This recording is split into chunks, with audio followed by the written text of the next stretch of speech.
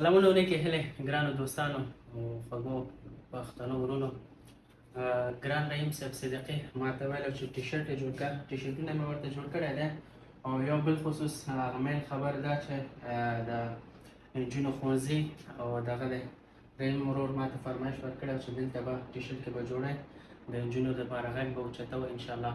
خدای دې وکړي چې زموږ غږ زموږ اواز ټول واوري او د نجونو دپاره مکتبونه خلاص کړي او انشاءالله د افغانستان د آبادۍ او د سوکالۍ د آرامتیا په هیله خدای دې وکړي چې جوړ او روغ اوسئ انشاءالله.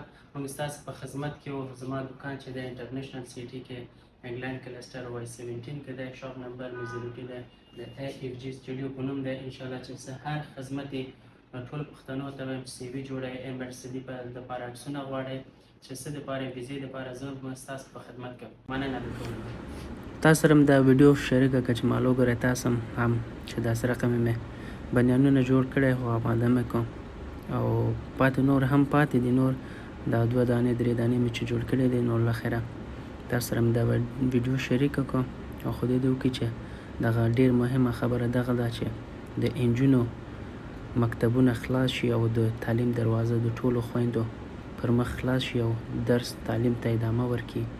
دا حق دی په موږ باندې، په دې ورونو باندې، ټولو باندې چې غږ ورته پورته کړو او خپل دغه خویندو دپاره د حق طلب وکړو. انشاءالله چې زر تر زره زموږ غږ واوري.